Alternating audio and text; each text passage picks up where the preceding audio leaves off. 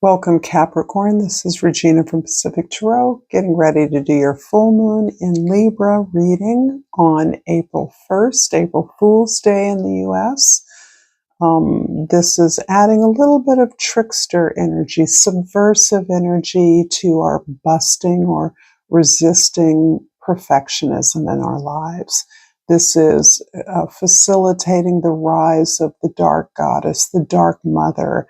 And that dark mother can be full of rage, full of anger. But we are working with the seasonal shift, the spring equinox energy, bringing newness, refreshment to the authenticity of this archetype so that that anger becomes divine, becomes not vengeful, not rage, but the fire, the flame of desire, of passion that helps to burn away those wounds, those heels, almost cauterizing them. So there's deep healing energy in this particular full moon. Naturally, Venus is the ruler of Libra, so that adds a way in which we are balancing out these feminine archetypes, right? The good mother, the dark mother, etc. So I pulled from the energy archaeology the creation card for you, and the bone it names is the pelvis. So when in balance, this card is keywords are portal, life-giving, and passage. And the wisdom reads, your pelvis is the cradle of creation in your body, a gestational bowl, a cauldron, a place to hold infinite potential energy until it's ready to be birthed into the world. Holding infinite potential is important because creation is a sacred multiplier. 1 becomes 2, 2 becomes 4, 4 becomes 16. 16 becomes 256. Creation, however, isn't a process you can plan, time, or put constraints around. It takes as long as it takes, and through it, you are transformed. Some creations will come out of nowhere, gestate, multiply, and enter into the world with ease, seemingly flowing through this portal unimpeded and immediately shifting the world around you. Others take more complex journeys. The seed of creation comes up from the depths of your soul, revealing its potential slowly, asking you to meet parts of yourself through a process as much about unbecoming as it is about becoming. Creation is not about success or failure. It's life, death, and the potential in between. And it's coupled with the abundance. I am a limitless being and I can manifest whatever I desire in this physical reality. Boy, this feels really, really powerful and impactful. So underneath this abundance, this sense of limitlessness is a feeling of poverty, impoverishment, lack, restriction, containment that was processed in order to reach the sense of liberation. And this is verified by the overall energy card, the Five of Swords.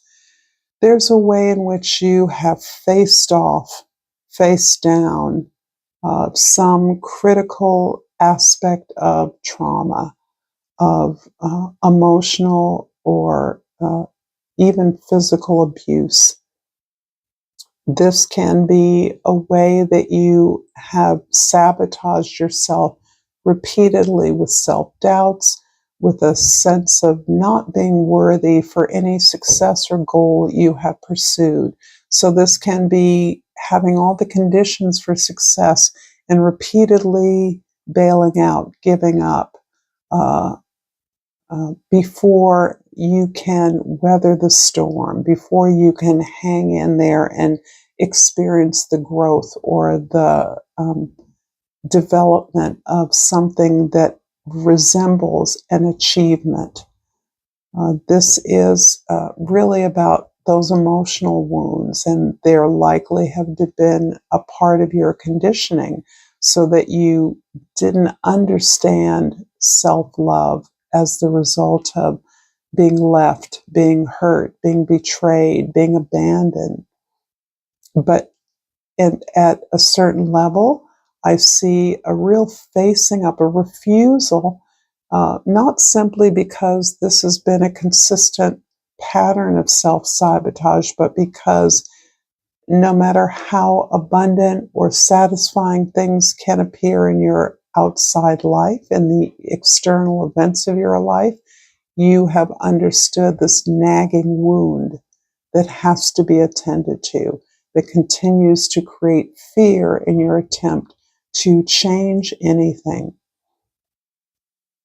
In the 10th house of your significant or your community, the way your community sees you, again verified. The Three of Swords talks about you recognizing patterns. And this recognition of patterns indicates you're assuming full responsibility for the inability to match the love that you have needed to heal inside you. So there seems to me that you've spent a lot of time being honest with yourself about that wound, that heartbreak, that dissatisfaction, discontent with a series of relationships, perhaps all relationships or many significant relationships within family, among friends, with romantic partners or spouses.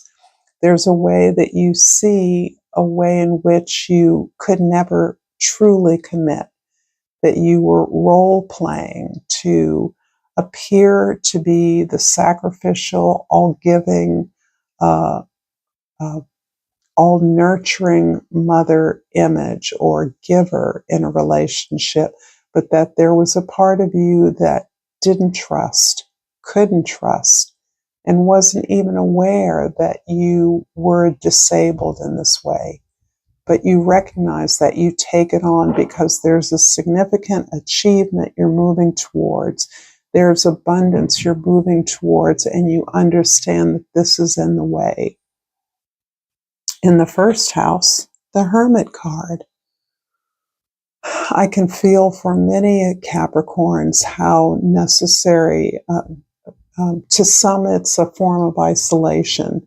Others may view you as closeted away, retreating, hidden away. But for you, it is the only place where you feel safe to be honest with yourself, where you have, it feels like for years, have really needed a way to stay in your sacred space, in your own stillness, to hear yourself, to allow the emotional impact of your experiences to really get through to you, and not just in experiences of, or in being triggered into anger or frustration or betrayal, a sense of sadness that you know you had to face off. You knew was not the reality of your life, but it was sabotaging your efforts to get to tangible achievements that you felt fully empowered to make. So this space of aloneness is really your space of authority. This is really where you are standing on your experiences and who you are, and your ability to heal this on your own.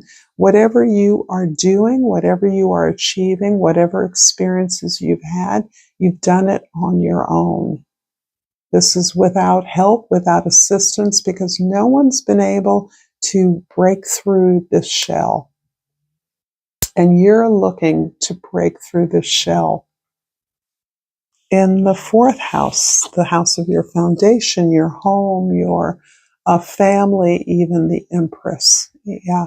Your instinct, your intuition has always told you that you have been a powerful being. And this feels to me a confirmation that you felt your gift from day one. That From a very early age, your gift was obvious. Your power with and in engagement with others, your sense of joy in creation, in creating what it is you're able to create, in your productivity, your sense of attunement and alignment was there. It was foundational. Hence, the sense of pain, pleasure, self-doubt when you uh, uh, put yourself in situations where you allowed others to stop your progress. You allowed the words others used, the criticism you received, the assessment of your skills or your achievements as cutting, less than clear, or supportive. That stopped you in your paces. And it's one that you recognize as a crime because of the incredible power and capability you have. In the seventh house, the house of significant others, legacy, community abundance, global well-being. These are the things that you know that you are empowered to work towards. They're your values. They exist in every project, aspect, employment that you engage in. This comes from a recognition of your privilege, all the resources you've been gifted with, and learning the hard way how to utilize that in the best way so that others can generate abundance for themselves and they too can help others to generate abundance. So there's some deep sense of leaving something behind, modeling something for others in a way that nets you personally the financial or the security and stability that you so desire. It actually feels as though it has been eluding you. You can be powerful and content and productive and not be well off. And yet you found the joy in that, which means you recognize you are worthy of being rewarded now. And that takes the place of a place where you didn't feel worthy, you didn't feel deserving at some base level, which prevented you from moving through achievements and success that were there for you. If this reading is resonating for you, Capricorn, please like, share, subscribe to my channel, Pacific Tarot. I so appreciate all the support that I get from you, that I have been receiving.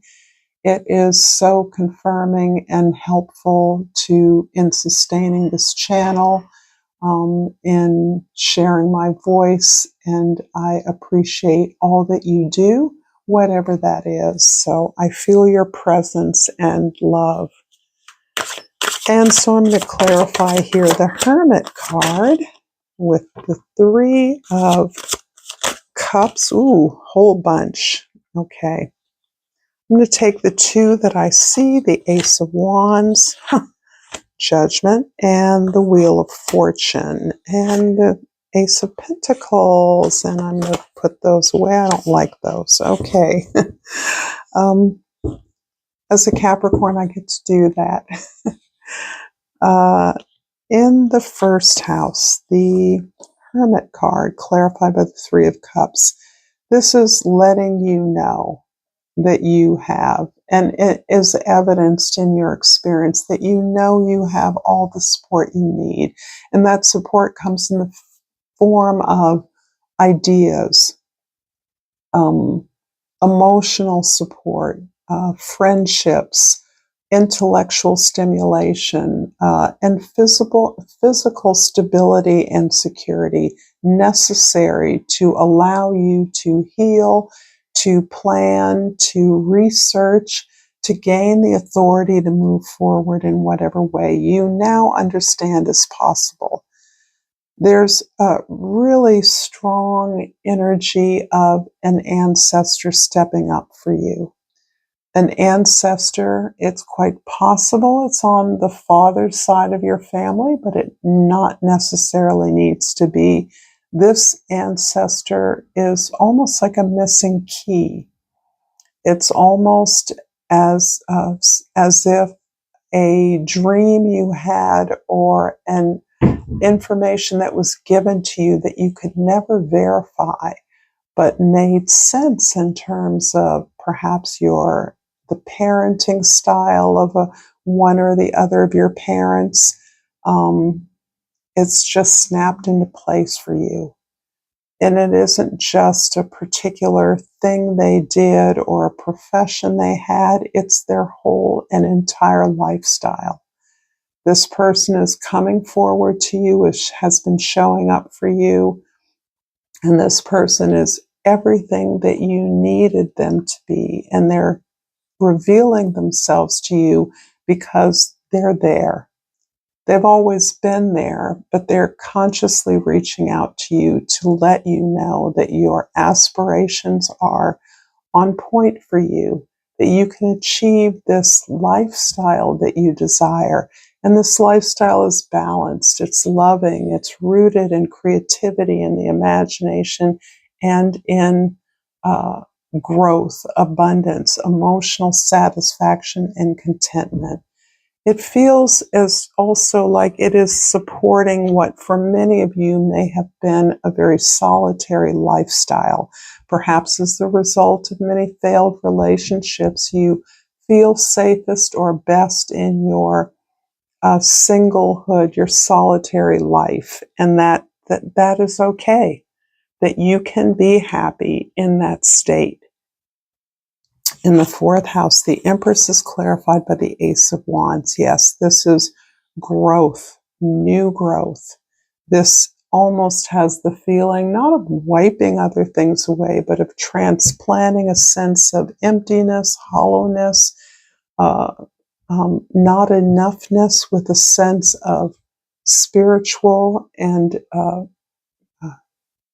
development, personal growth, the desire to grow. For many of you, the quest for knowledge has been eternal since early life. You may have been an okay student, but you were and are a phenomenal quester for knowledge. Anything you encounter, you want to know more about, and you continue to study, to read, to grow, to research those things that engage your interest. This is the quality that has been rejuvenated through contact with a significant ancestor. And this ancestor is augmenting an already powerful sense you have, perhaps of your matrilineal line, your mother's side of power, of grace, of attunement that has always been there for you, a presence that you have. And so you are further supported to augment what may have been a missing piece with that strong lineage, that strong spiritual guidance that you already know is foundational to your creative experience. In the seventh house, the Ten of Pentacles is clarified by the Judgment card. This is so profound to me. So this connection to this ancestor, this ability to face down the heartache, the lack, the trauma, the abuse, the invisibility that you have continually been dogged by, has clearly been lifted. This is a confirmation that not only are you a part of a generous, abundant, secure community, but that your place in the world is to facilitate this for others. That you have always been on the right path for you. And for many Capricorns who have struggled with financial security, the idea that you have all the tools, that you have finally found a way to enter the portal of financial or material reward and comfort, can feel like a lifetime spiritual quest. And it seems ironic to many that a material reward would be validated, but this is clearly a way in which you have stopped blocking abundance.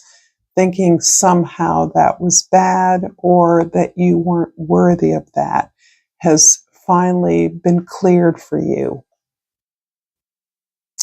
And in the 10th house, the Three of Swords is clarified by the Ace of Pentacles and the Wheel of Fortune. I really did feel that the Ace of Pentacles, for I think many of the reasons just stated, is a portal that you're entering. You have labored long and hard. You have done the work of many in your effort to sustain your belief and faith in a community, collective well-being and abundance.